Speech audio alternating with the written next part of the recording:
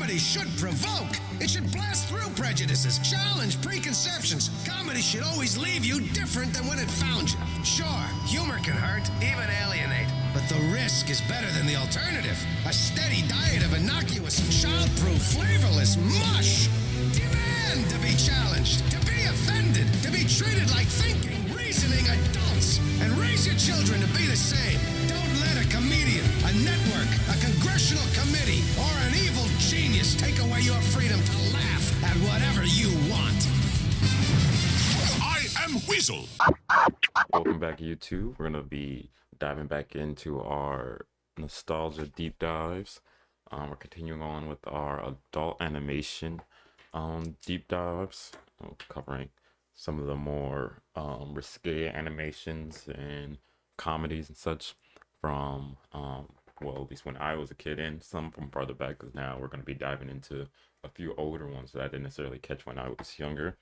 But we're going to be starting off with a documentary, a Duckman retrospective. This is by Faded Dragon Tear. So we'll take a look, see here and see.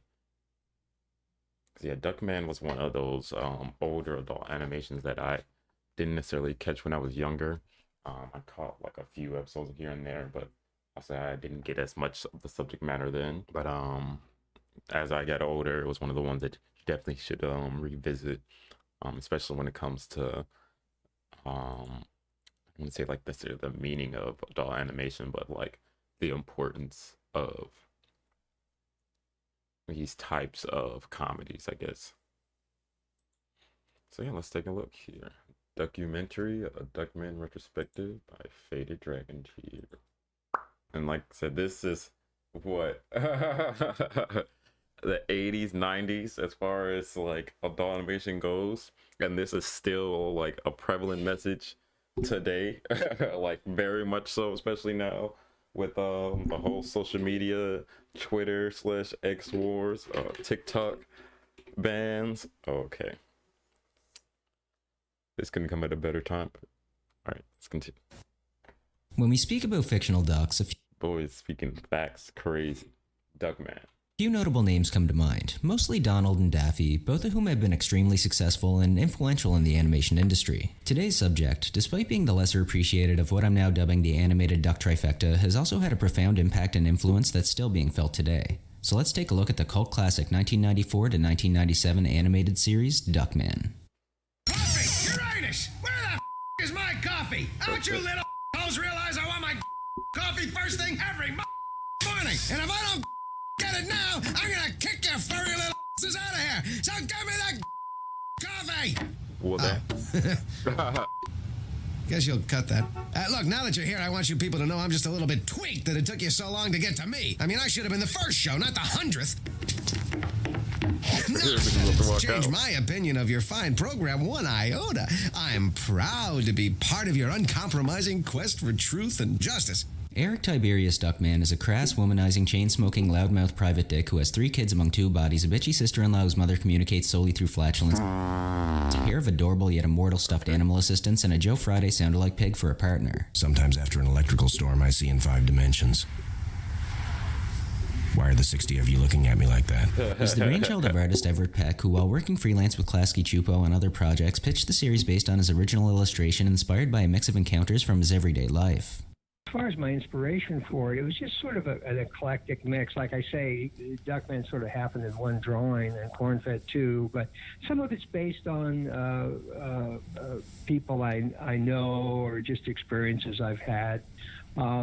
Actually, the working relationship between Duckman and Cornfed were based on a friend of mine and his partner, and their kind of dysfunctional relationship in a business. So that was kind of the inspiration for that aspect of it. But I also wanted them to have a family, so that draws on, a lot of, friends or things I would see, and I would just sort of make a little note or a little sketch, and it just sort of happened organically like that.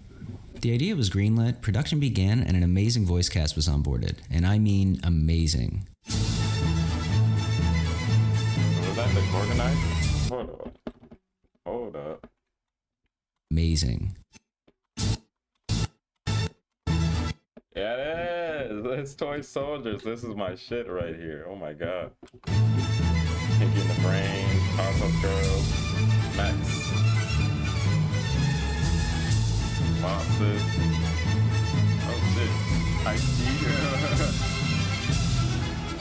Okay. The show kind of plays like a mix between a dysfunctional family sitcom and a film noir-style detective setting where Duckman and his family go on wacky adventures like the family getting locked in the basement, investigating a murder, going on the run to avoid paying taxes, helping Cornfed lose his virginity, saving the president, overthrowing a small South American country, or ripping open a hole in the time-space continuum, just to name a few. Taking place in a universe where the anthropomorphic characters often feel more human than the human characters, Duckman has a surprising amount of heart. I mean, sure, he's a crass jerk most of the time, but there's an occasional glimmer of a decent human being, or Duckman, sprinkled throughout the series. Son, Dad. Kids. Wow. For a moment, we were just like one of those ideal families in those sappy situation comedies. How old is Duckman? Yeah, the kind where they learn something from each other every week, and then the music swells and they hug. And that was an important part of the Duckman character. Generally, like he's, you know, over the top and ridiculous and all of that. But then he does have moments where he sort of, you know, comes down and you kind of, you know, get on his side. You see he has like another side to himself. The supporting characters are also very well written, my favorites being Duckman's seemingly dull but often insightful son Ajax, his nemesis King Chicken voiced by the legendary Tim Curry, his straight-shooting partner Cornfed, and of course, Grandmama.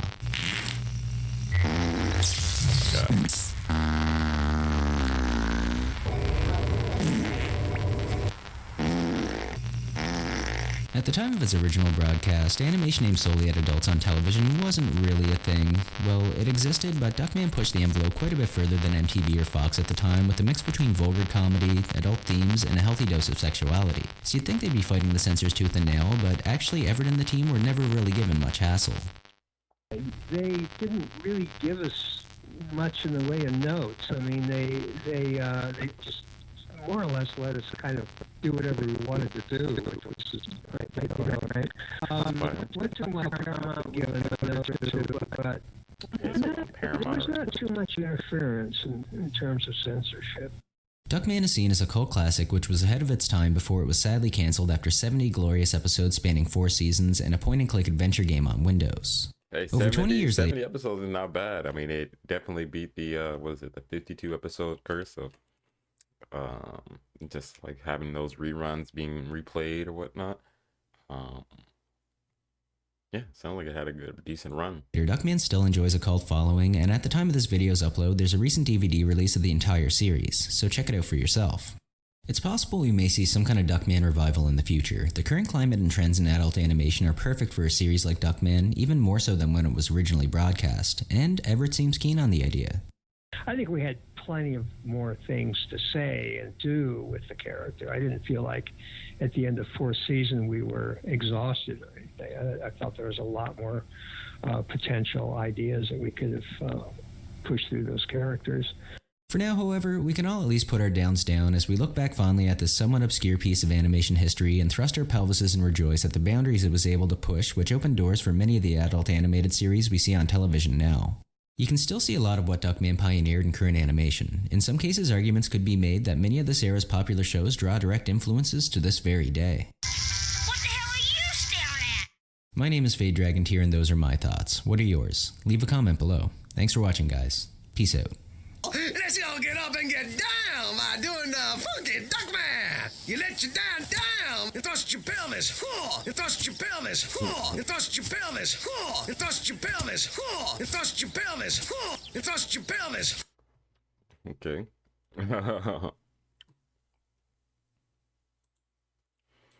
All right, Duckman. Yeah, Duckman, like I said, it was about like what 70 episodes. It sounds like it had a pretty decent rundown. I'm gonna have to go back and check some of the episodes. I definitely want to see that episode where that initial quote from the first scene was from, because that man was out here spitting. I'm like, oh my god. And then of course I don't know if that was like the first scene or like the first episode where he was cussing about his coffee, but no, that looks hilarious. I definitely see it. Want to know if there's like an uncensored version of that as well. That'd be hilarious. All right, so moving onward, we have another OG that I also didn't necessarily grow up on, but definitely did catch a lot more. I feel like I definitely caught a lot more of this than I did of Duckman. But I think I caught more of like the original of like the actual show versus like the original like clips that they did have in between, because I think it was a part of another show, just like with they did with excuse me, like they did with Grim Adventures Billy Mandy, Dial M for Monkey, and the I forget what the Justice League people were called, the Justice League parody, but yeah, this one is I Am Weasel, a mini retrospective by Mr. Hema. So let's take a look, see.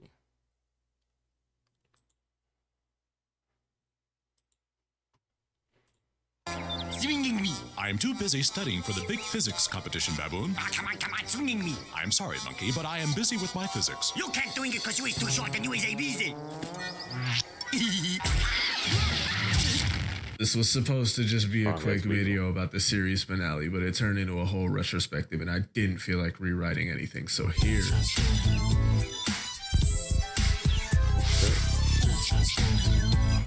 Alright, so quick history lesson. In 1995, Cartoon Network launched a program that allowed for writers and artists alike to pitch, create, and showcase potential animated shows to lead the network into the next generation. This proved to be mad successful as their studio at the time, Hanna-Barbera. We talked about this during the Grim Adventures and Con Carne drop down, where those were how like those initial cartoons were picked. They were put on like a small, I guess, time slot with other small shorts for other possible shows, and then not only the viewers were able to view and vote on which show they wanted to be made, and those were eventually made into full-on shows, because they eventually were getting tired of running Hanna-Barbera reruns, because originally Cartoon Network was essentially just Boomerang before they made Boomerang. Was already responsible for probably like 90% of the shows on the channel at the time, so it made sense to use it to produce a new batch of shorts as well. With the initiative, a new set of cartoons would be piloted and eventually greenlit into its own series for the coming years as they were built. Cartoons. Yo, take a shot every time you hear cartoon in this video, and I swear your liver will not make it to the morning. No, how about we talk about how deep that Weasel's voice was? Jesus Christ. Cartoons. Yo. Oh my God. Putting me in a run for my money. It's crazy. But continue. Take a shot every time you hear cartoon in this video, and I swear your liver will not make it to the morning. The cartoons that would end up getting greenlit would include Dexter's Laboratory, Johnny Bravo, the Powerpuff Girls, Courage the Cowardly Dog, The Grim Adventures of Billy and Mandy. The story of that one I'll get to in another video. And most relevant to this joint, Cow and Chicken. Mama had a chicken. Mama had a cow. Dad was proud. He didn't care how. You know, when I was a kid and we had Comcast I love how this crazy show always pops up on demand at my house, for whatever reason, this was the show I'd always put on. Which is crazy in hindsight, because not a knock, but looking back, this show was gross. I mean, most cartoons are like gross as fuck. But this was just wild in itself, just in the theme alone. Let alone just having two human parents who had a cow daughter and a chicken son. But again, we have to go back to the fact that they were eating ass every night. But we've gone over this. Dude. So, my dear, you want to work on my milk farm, Oh, it would be an honor to squirt for you. Like, It was common knowledge that there was a sense of mindlessness in Cartoon Network shows like these, but to say that this was the Ren and Stimpy of the channel is criminally accurate. Created by David Feist, the show is centered on the adventures of a cow and a chicken and their friends and their parents and a red guy named, the Red Guy. Hello! It's me, the devil. I stand for all that is bad. Also, I'm naked. Yeah, no. That's what you clicked on this video for, right? That's what he Expert was. historical analysis right here. Defunctland might as well be rolling in their fucking graves. Here comes Mr. Hema, am I right? The show lasted from 1997 to 1999 with 52 episodes or 104 7-minute segments. But wait, Mr. Hema, that only covers 14 minutes of a show and not the typical 22 minutes. For a long time, episodes of animated shows would follow a 3 7-minute short format. I'm not 100% sure why. I've looked it up and asked a few friends, and the only reason I could deduce is that it was just cheaper and, a shorter time allowed for more room for the animation itself. But this was the standard for cartoons for decades, and it's why you'd often see old Cartoon Network shows follow 3 shorts worth of an episode rather than the usual 1 or 2 that you'd see nowadays. With some I mean, yeah, that was that same reason why you see so many Looney Tunes cartoons that were, instead of having like a full episode run through, they would usually have like 3, maybe 4 full like shorts go through, because it was easier to, especially when you're telling like one full story, that's a lot of single frames, especially back then when you're doing cell animation and doing each frame by frame and everything. You have to make those like scenarios as like interesting as possible while also keeping them as short as possible. So yeah, you would get like short bursts of short clips or whatnot that something wild would happen for a little bit. You get like 3 to 5 minutes of that maybe, and then yeah, you're on to the next scenario. So it wasn't really until like, was it Baby Looney Tunes and stuff like that where they were able to like start fully following, like, I mean, obviously with the movies and everything as well, but outside of those, where they were actually able to follow like a normal narrative after that, because of the animation style and how time consuming cell animation was to do full episodes. You can't run those out as quickly as getting those shorts going.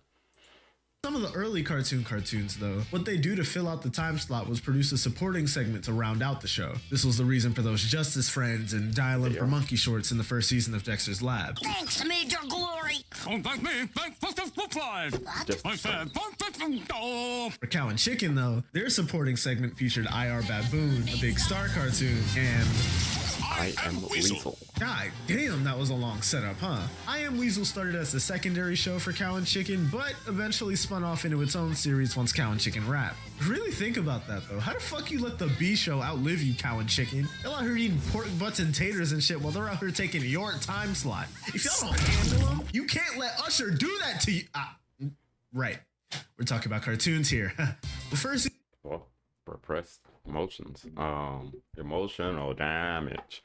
But yeah, no, I mean, Cow and Chicken had their priorities. They knew they wanted to eat ass, and IR Baboon, and I Am Weasel. Season of I Am Weasel featured a much more centered and tied down plot in comparison. I have to say, it was probably the fact that it was way more grounded versus the ass eaters. Listen to its sister show. Meet IR Baboon. IR Baboon is a dumbass, but every time he gets his chance to shine, here comes this nigga I Am Weasel ready to play fucking hero and help out so everyone likes him. Y'all know that guy? Like, y'all know that guy? The one who just has everyone as his friend and he can't do a thing wrong. He's just so fucking perfect and everyone meat rides him for it. Like, you could be talking to that one baddie. Yeah, that's the one. Then one day that guy pops up and she's running up to him, giving him a big ass hug, and the next thing you know, he's cuddling her up from behind in front of hundreds of millions of people worldwide. How the fuck did I reach the implication that this cartoon Weasel is Usher? Point is, I Am Weasel is just perfect, and this man Baboon just wanted his spotlight, bro. He never could get it though. Bless his ass. Bless his big, stupid, red baboon ass. Sucking a Chinese meal.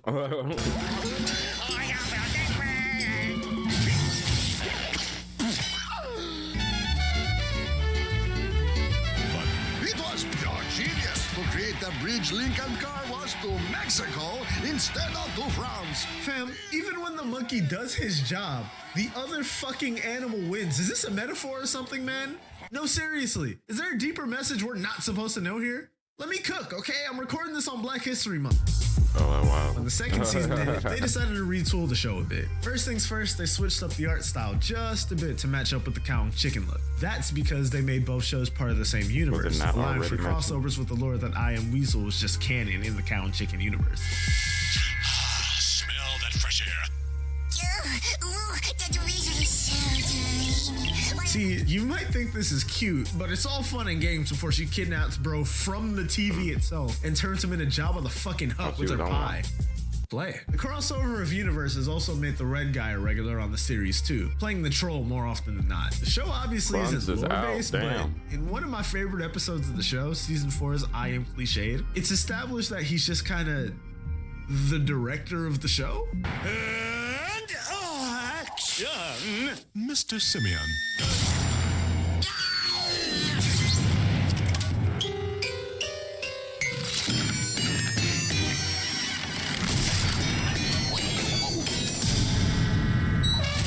That's the kind of comedy I grew up Only on. thing missing a kitchen sink. Slapstick humor.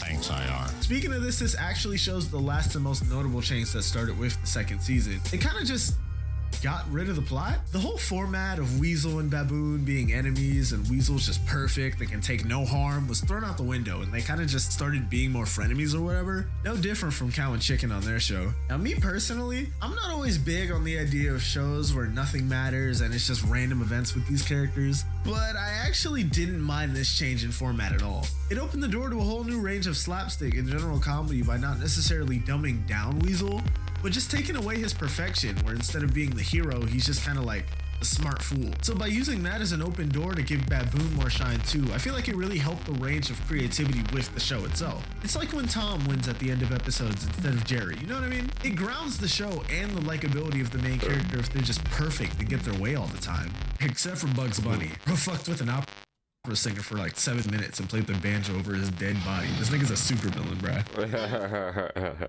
A menace, yes, but can we main talk character about the is fact just that perfect to get their Baboon way has a fucking helmet for his ass cheeks? What is going on here? All the time. Except for Bugs Bunny, who fucked with an opera singer for like 7 minutes and played the banjo over his dead body. This nigga's a super villain, bruh. Take one step on that rope and I'll cut it. These changes allowed for the show to stay alive even past the Cow and Chicken show, and once it spun off into its own series, it stayed strong for about another year and a half before getting canned. In its time though, they did episodes parodying fairy tales, pop culture, and other shows as a whole, all while having a more off-colored slapstick style of humor rather than Cow and Chicken's grosser, grungier, in-your-face humor style. Except for when Red Guy's on there. That nigga's a walking ass joke waiting for people to roll their eyes at. A terrible culprit is on the loose. Someone is stealing everyone's pants. It's because he walks around with no pants and has his ass out like the baboon, also with a red ass. Are you laughing yet? Yes, I am it seems actually. like I've been Thank talking you. about the show is reversed. That's by design. I tried to wait until talking about I Am Baboon in regards to the reworked show because outside of not hating Weasel as much, quite frankly, he doesn't really change much. What He's is still a always going on dumb, with his grammatically ass? incorrect Crazy. monkey with a red ass, but what's funny about that is that's the point. Throughout the show, everyone else around him changed in the sense that they just got dumber by association as the show went on. Even Weasel, who would criticize bro for being stupid, ended up being even more easily fooled and inefficient. Like when he tried to tell off a big ass robot for not doing what it was programmed to do. Now get back to work, you lazy rust bucket. This episode was funny as hell too though, because he straight up just socks the piss out of IR at the end. Damn, Weasel, you got it like that? Does Worf got it like that? I mean, did you see him push him on the swing? Apart from just a Hit that genius boy to the factor, though, moon the with only one difference finger. between Weasel and everyone else, though, he actually notices that everyone else around him was also getting dumber as time went on, too. Even you. Yeah, you. Think about it. Those of you who've watched the show, who'd you laugh at more? Perfect ass know-it-all I Am Weasel or dumbass slapstick bound IR Baboon? It may seem like this is just happenstance too, but to prove myself right, let me point you to the final episode of the series, Season 5's IR Legend. See, I told you I was going to get there, didn't I? In a parody of the Eventually you got book, there. and apparently, film, I Am is all alone with everyone else in society just gone, vanished, disappeared. Also, fam, I didn't know where else to put this in my notes, but why is everything this nigga Weasel says so wordy? He's like a walking, talking exposition. It's kind of hilarious. Isn't it grand I are? Cliff diving in Acapulco. Come, my simian pal. Let us execute perfect swan dives into the brilliant blue Pacific below, madam. I mean, yeah, that's the whole point, right? He's supposed to be the foil. I mean, what is it? Baboon's his foil. Like, I Am Weasel supposed to be the know-it-all, sophisticated, dapper, what do you want to call it? Proper Weasel. And so like that's why he's I Am Weasel, and you have IR Baboon or whatever, obviously being the dumb or whatnot. But yeah, I mean, yeah, it's supposed to just exemplify his personality as like a kind of know-it-all slash like I mean, I guess you can call him a sophisticated as well. But yeah, I mean, yeah, it's just like, you know, the obvious like Baboon is going to be short and simple and to the point, while Weasel is going to be like have a whole tangent on it when it could just be just as simple as just getting in the pool, just to show how smart he is, like on some Brian Griffin shit. I am a full-grown weasel with a PhD in subatomic particle physics. I am only doing this to please my half-wit friend. Utterly, this sadness envelops me like an envelope of sadness. Such abject loneliness I would not curse upon my worst enemy if I only had one. Bro's talking so much about so many different things. You think he's me or something? Like, what's going on? Once he sees that he's not the only person there, because IR and the red guy are there too, after messing around the city a little bit, Weasel ends up figuring out what's going on in what may be the smartest bit I could have ever seen coming. Isn't this what our show is on? Follow me.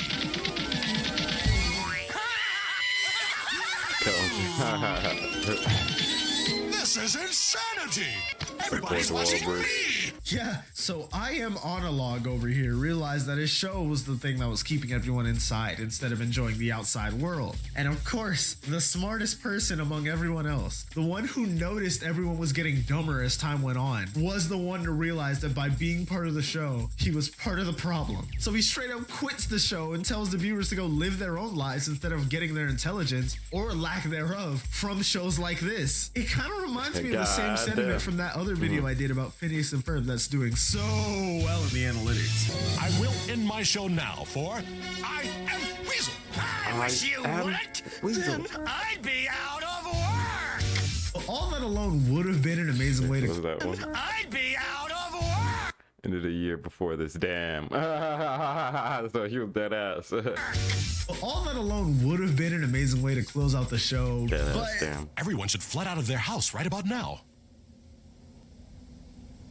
It's time for the IR Baboon Show. Chuck, I've seen this episode more times I can count on both hands, but every time I see this part, I can't help but laugh, son. Nobody gave a fuck about this man Weasel quitting the show, because at this point, it wasn't even his show anymore, bruh. Just like I mentioned earlier, that nigga IR Baboon was the real star, because he's the one everyone remembers. The big dumb ape with the big red ass. All that slapstick, but if he doesn't have his that Weasel idiotic foil, I ass feel got like caught it up kind in. of goes All the down times in you laughed, quality. all the times I laughed, bro. This dude I Am wasn't talking about the cow and chicken world's audience only becoming dumber. He was talking about everyone who watched the show. Shit, he was talking about me. I'm the one making a whole video about I Am fucking Weasel. Shit, y'all are watching this too, so by proxy, he's talking about y'all. This damn show, man. They got us.